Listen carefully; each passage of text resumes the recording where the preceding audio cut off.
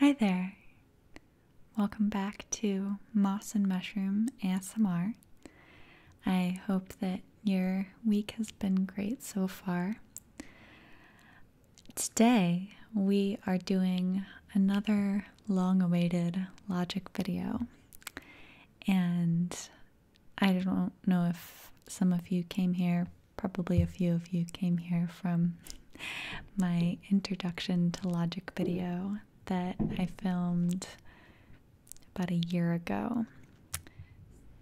So at first I thought we'll take it up a notch and do a Logic 102 video. And then I thought, hey, let's get really crazy and take it up to the 300 level. So we're going to be going from propositional logic, which we learned a little bit about in the first video, all the way up to quantified logics. And I'm going to make it, I think, relatively easy to follow for those of you who don't have experience with logic, because otherwise, what's the point of watching if you can't follow along and have fun? So this is not going to be comprehensive in any way. It's not a substitute for taking an actual logic class. I'm going to teach you little bits and pieces, but hopefully they'll be fun. I'm already having fun, looking forward to doing this. Rather than the chalkboard, today I decided to do Sharpie on paper, because that is one of my favorite noises. So let's see how this sounds.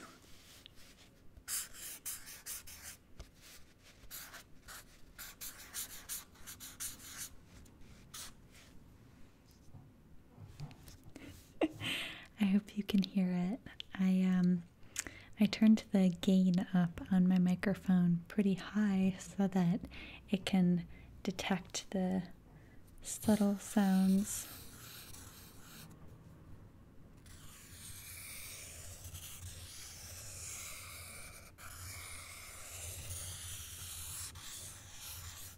Of Sharpie.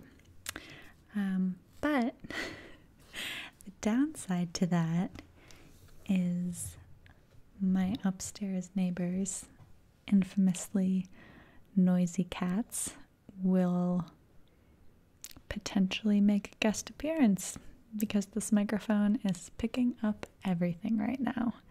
So,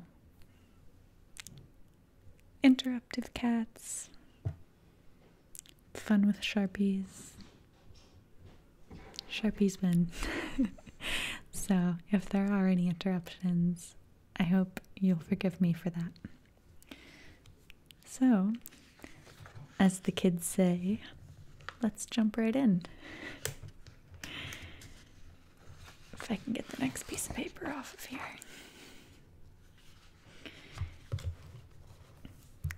Okay, so just a kind of quick catch up. What you're hearing creaking is my wooden chair I'm sitting in.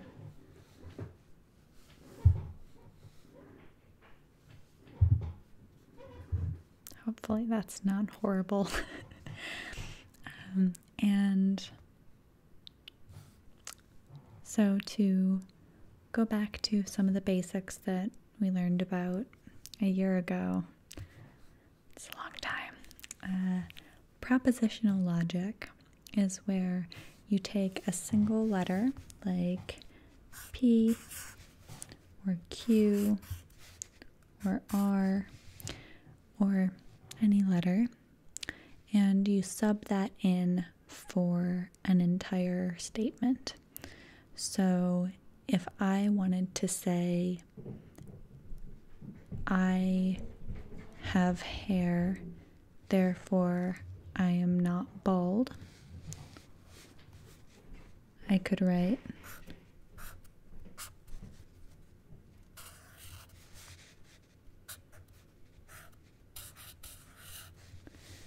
So there are few important things going on here in terms of symbols.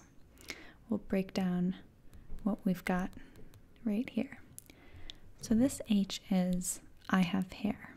It's a letter, just one, but it subs in for the entire statement, the full sentence, I have hair.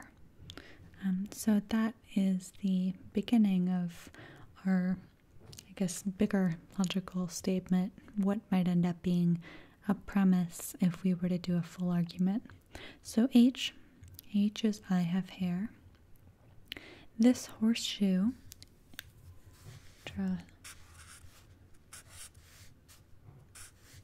just draw some more horseshoes. Why not? That is an implication. It means if then.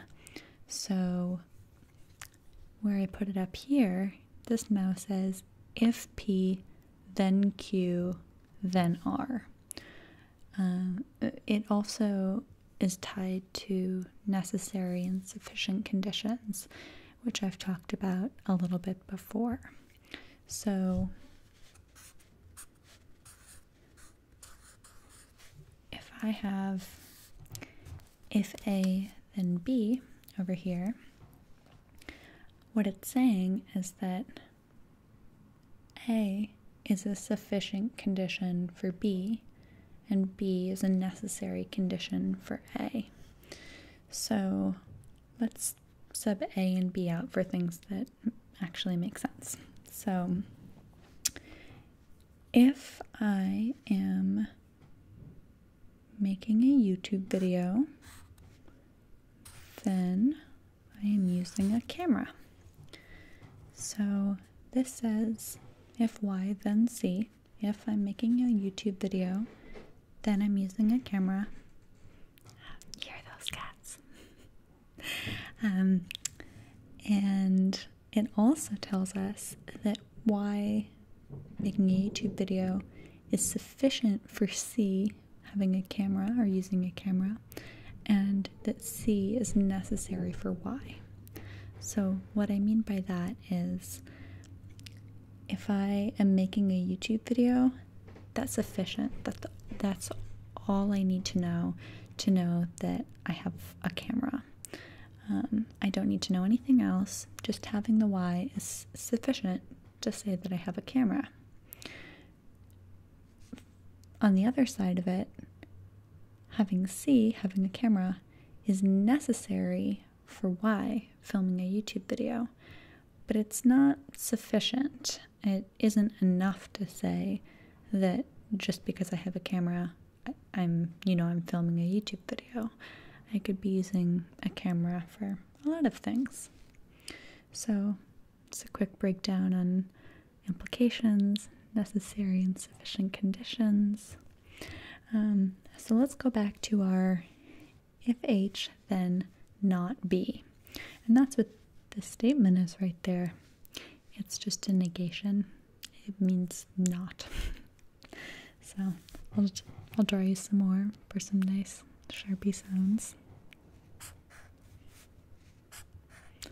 Sometimes you'll see them looking like this.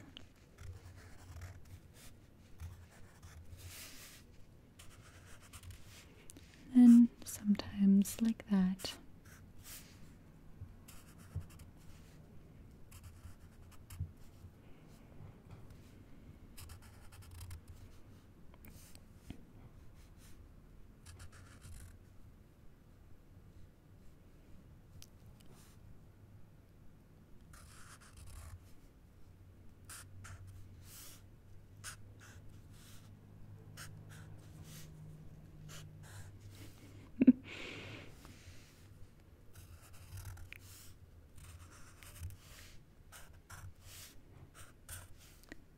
Of the logical equivalent of just writing no, no, no all over the page.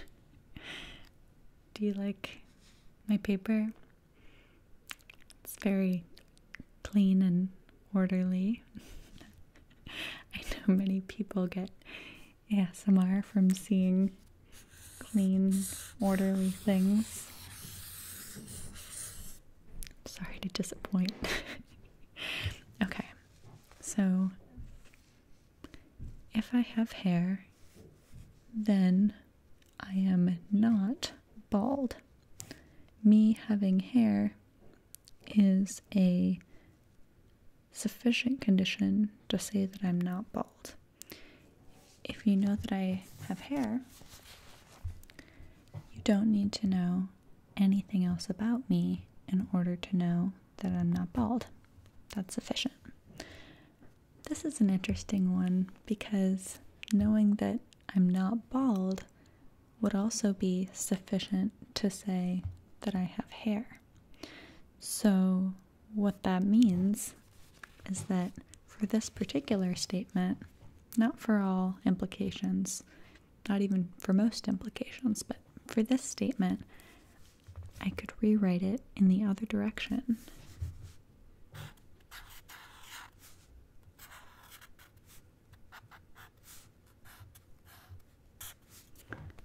As if not B, then H.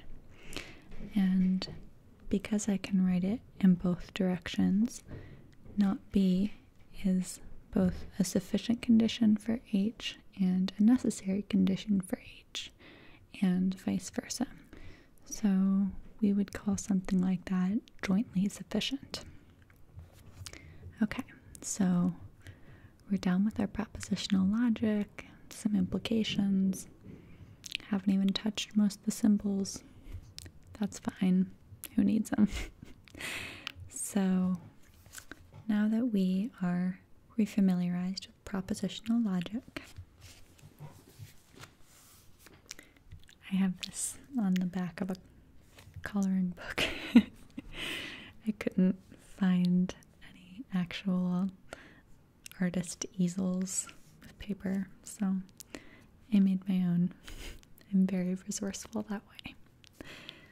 So let's take off this messy sheet, which unfortunately is probably giving more people anxiety than I realized looking at it.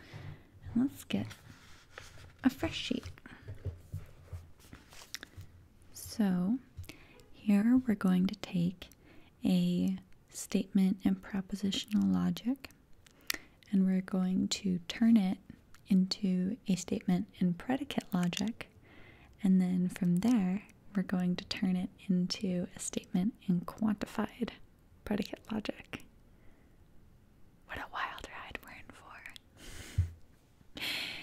So let's just start with the statement, all fruits have seeds. So in propositional logic, we could write that as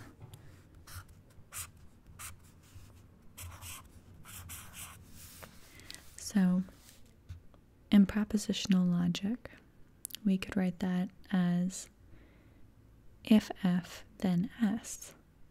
If something is a fruit, then it has seeds. So propositional logic gives us the ability to talk in full statements like this, which can be really useful sometimes. But predicate logic goes the step of breaking up the subject and the predicate in each of these statements. Instead of just having this whole F here, now what I want to do, if I'm going to use predicate logic, is I want to talk about a specific instantiation of a fruit, not just fruits. I'm sorry if that sounds complicated. So here I have this statement, if a thing is a fruit, then a thing has seeds. If I want to talk about a specific fruit, maybe I'll do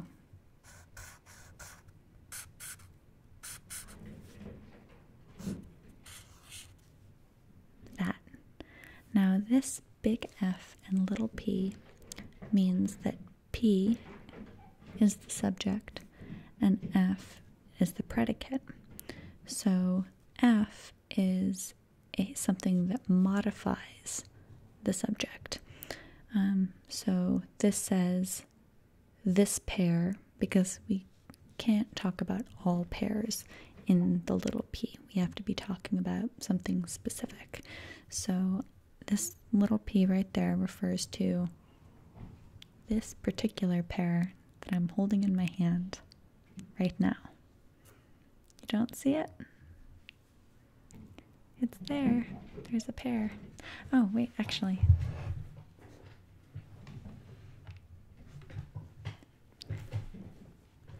There's a pair in my sweater. There's a pair in my sweater. But I don't think I can use that as the specific pair because it's on a sweater and so doesn't presumably have seeds. And so would make the rest of this exercise harder. So we're going to talk about this pair that's right here that everyone can see. So that specific pair is a fruit. So now the big F doesn't mean a thing is a fruit. It specifically means whatever it's modifying has the particular quality or property of being a fruit. Now, we could do this for a bunch of different things, and I will do a few more examples so that you kind of understand what predicate logic is trying to do. Let's see.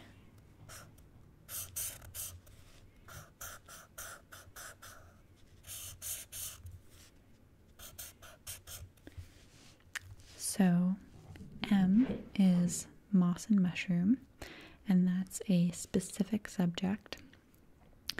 And Y is the quality of being a YouTube channel. And so M, the subject, has the quality of Y being a YouTube channel. Or I think I talked about goats in my first logic video. We'll go back to the goats.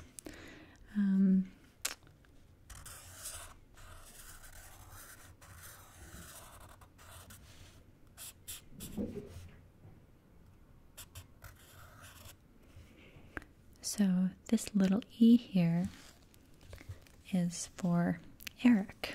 So you can do it for specific people.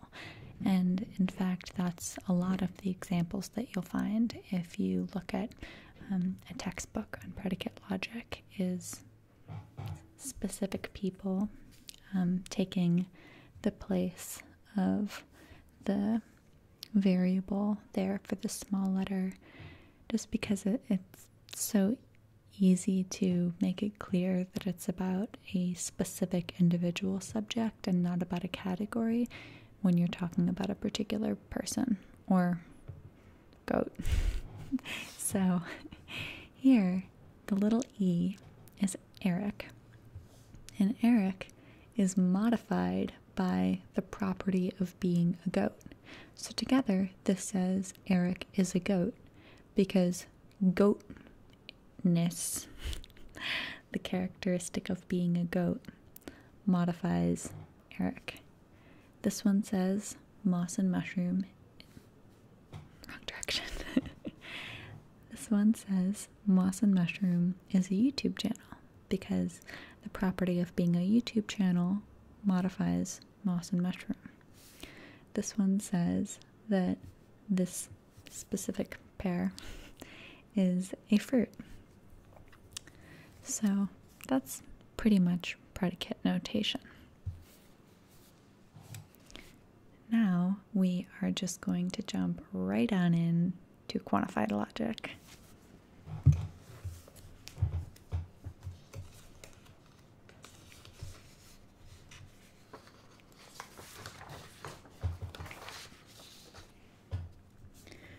So in quantified logic, we're using the same predicate style of talking about subjects and the things that modify them, but we are making statements about universals or particulars without actually talking about the particular itself.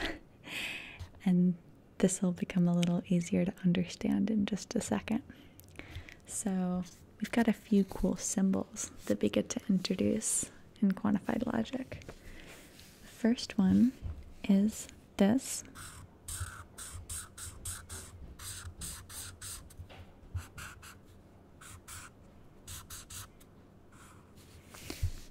This upside down A looking thing with an X is the universal quantifier. And what it says is that for all instances of X something, you won't ever see this by itself because it's always being used to make a statement about whatever is coming after it. So, for example,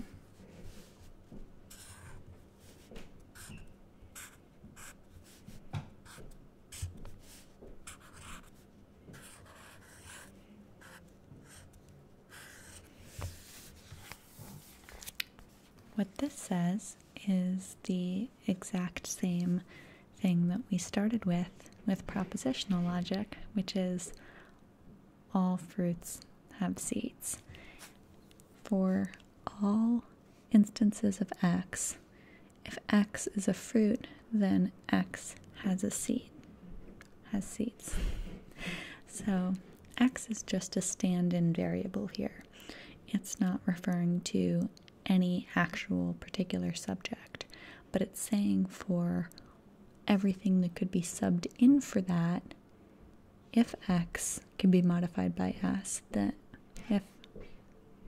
if X can be modified by F, then X is also modified by S. So you might be thinking, okay, well, if I could write that in propositional logic without having to learn new symbols, why would I do that in quantified logic? And that's because it lets you sub in instantiations of this X for particular subjects. So let's talk about my invisible pair. Okay, I admitted it's invisible. For my invisible pair, which is the little p, what you can do with a universal instantiation, or what you can do with a universal quantifier is, because it says for everything that's X, if X has the quality of F, then X has the quality of S, you can turn that little X into anything. So I can do what's called a universal instantiation and go from this universal statement about all things that are F also being S to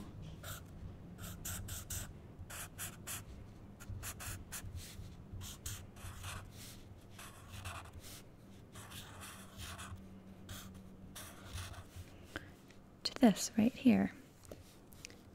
If my invisible pair is a fruit, then my invisible pair has seeds. And in this version, we don't need this upside down A universal quantifier anymore, because we don't need to talk about all instances of X. We're talking about one specific instance that we subbed out in that instantiation. So when we instantiate this, we lose this universal quantifier and instead gain a precise subject, which in this case is the invisible pair. Okay, so that's cool. But what can we do with this now? And yeah, you can tell I've just been flipping the sheets over. I don't want to waste too much paper. Let's make this into what would actually be an argument in quantified logic. We'll write out our premises. The first one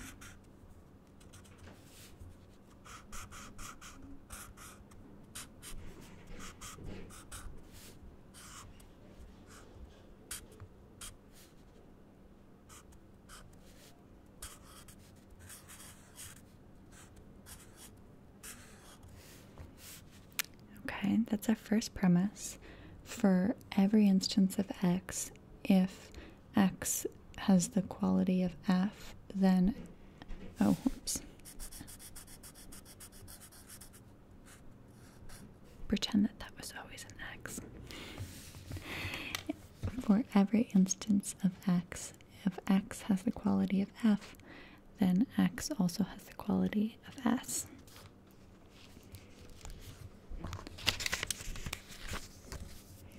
So our second premise, our second thing we know is that my specific invisible pair has the property of f. It's a fruit.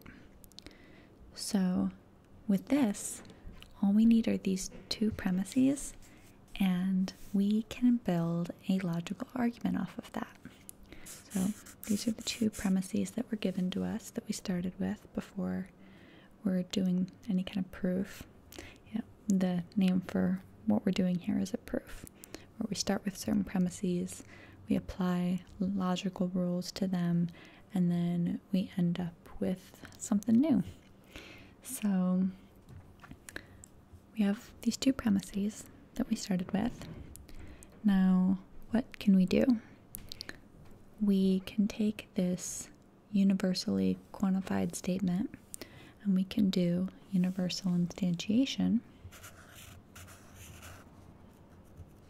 And we can instantiate that x to anything we want because it's a universal. So we're going to instantiate it to a p because that helps us. So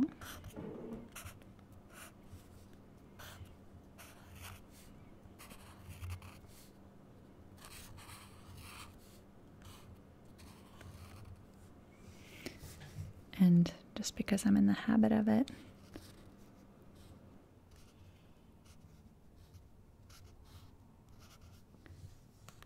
if you're doing a proof for a class or for anything you would need to do a proof for, you usually put the name of the rule that you used and the line number that you used it on.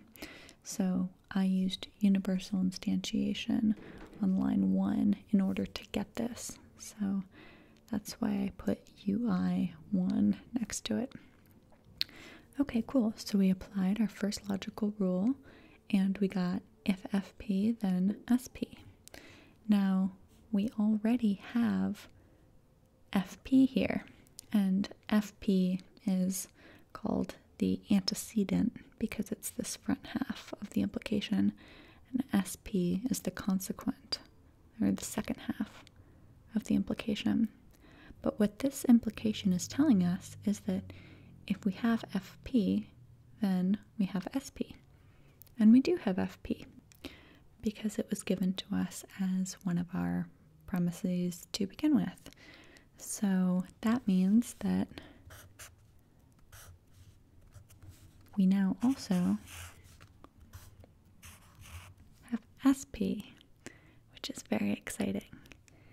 And the rule that I think I talked about in the first logic video that lets us move from an antecedent to a consequent if we have the antecedent given is called modus ponens.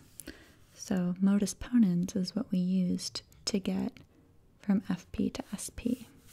So we're going to put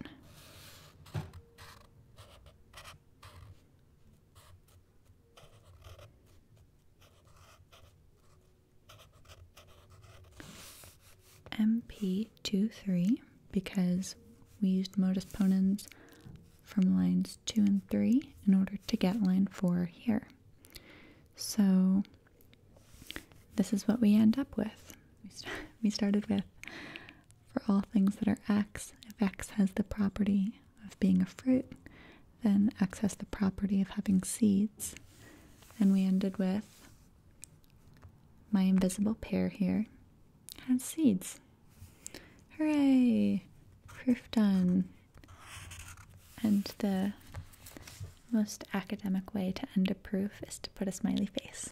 So you should always do that on all your logic homework if you have some. YouTuber approved. Okay, so that is the universal quantifier. But there's a second quantifier, and we are going to talk about it right after this commercial break. I'm just kidding. Okay, so by now you all are very, very comfortable with the universal quantifier and predicate logic. Nice work. That was fast. So we're going to move on to the existential quantifier, which I think is a little trickier, but not trickier to understand, just sometimes trickier to use in proofs. So the existential quantifier looks like this.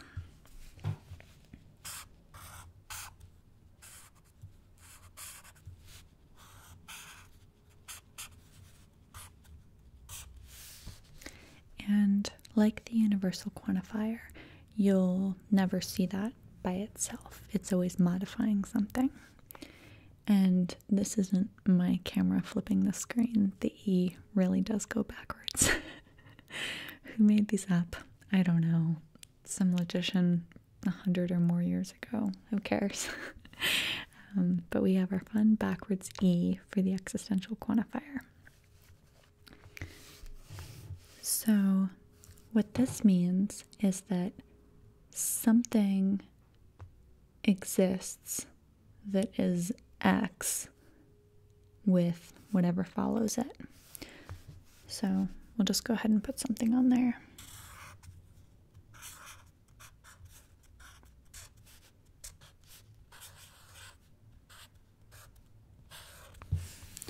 So that little caret arrow is an and symbol. So what this says is something exists for X that has, wherein X has both the property of G and X has the property of S.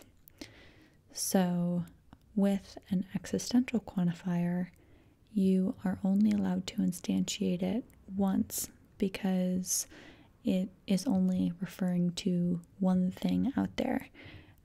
When you try to turn logical notation into ordinary language, which philosophers have been trying to perfect for a long time with mixed results, we're not really sure if it's totally possible, but when you try to put logical notation into ordinary language, one of the ways that people talk about the existential quantifier is to say something exists that has both the property of G and the property of S.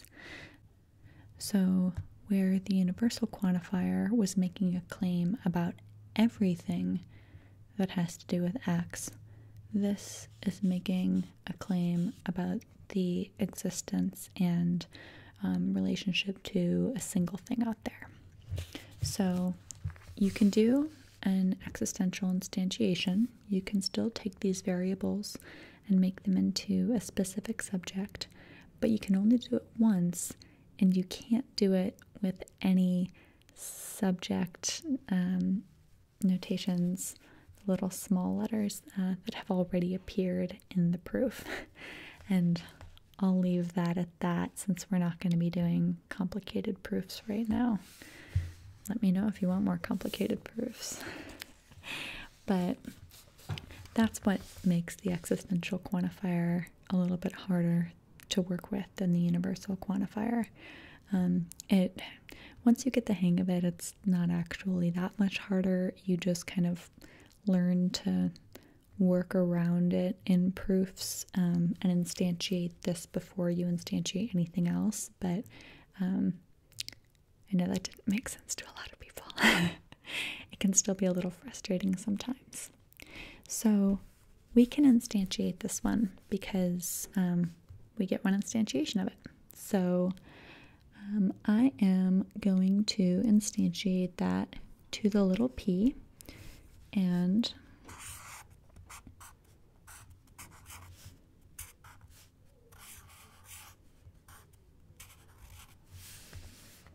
I'm not putting my letters and numbers over here because I'm not doing this in the form of an official proof because I got bored with that. The tiny little numbers weren't making good Sharpie sounds, and that's what we're all really here for. So, no more official proofs. But we can take this and instantiate it. And so this G, this big G, for me here means having the property of being green. And S, I'm just going to carry it over from the last one, still means having the property of having seeds. So my invisible pair is green and my invisible pair has seeds. Now, if I wanted to turn this into a proof, I give up. I'm just doing a proof again. But I'm not going to do my little notations.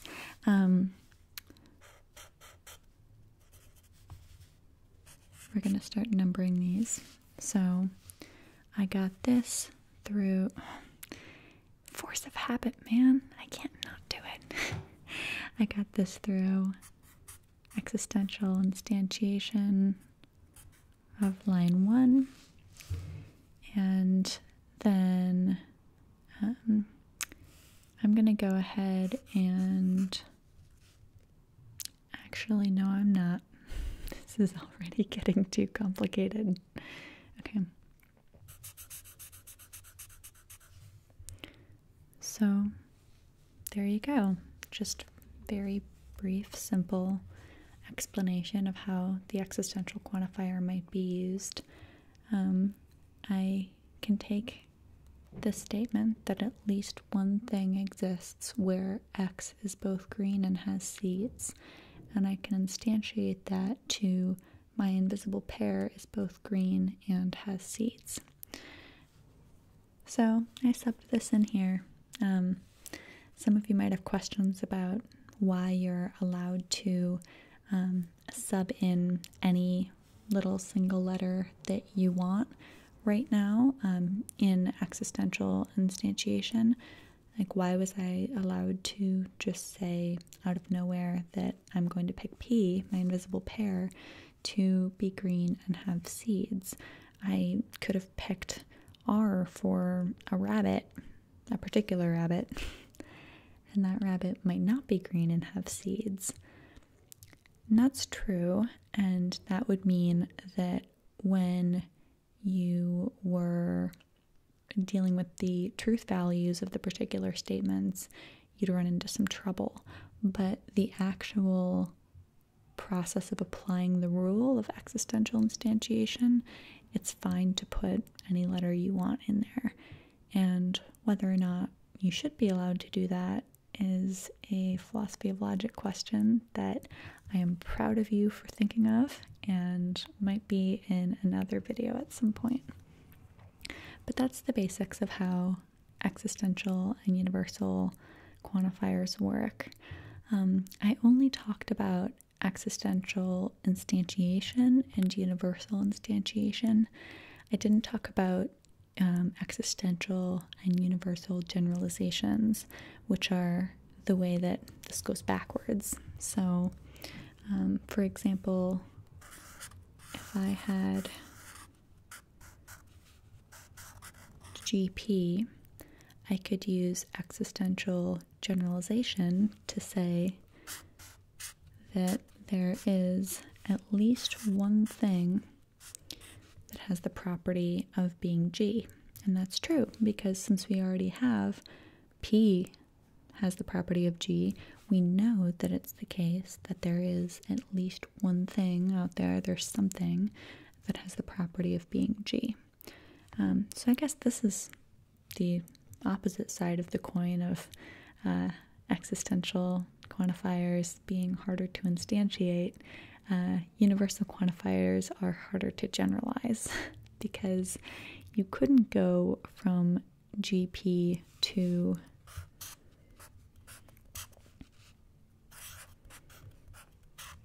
that. You could not do that.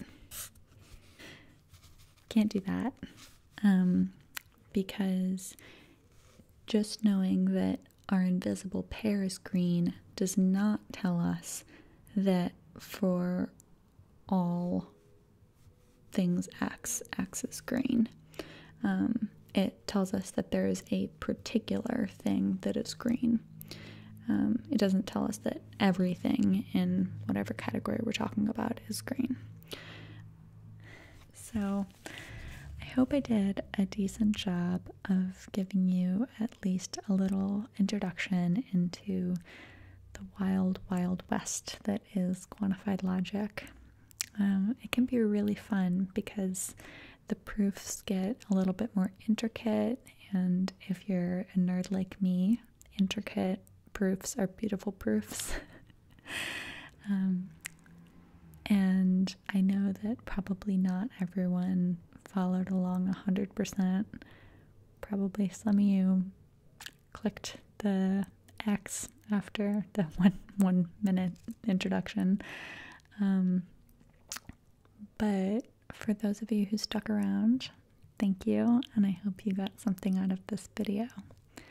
I'm gonna spend a couple minutes just drawing things with Sharpies, or writing things, because I don't think that we got enough Sharpie time in this video.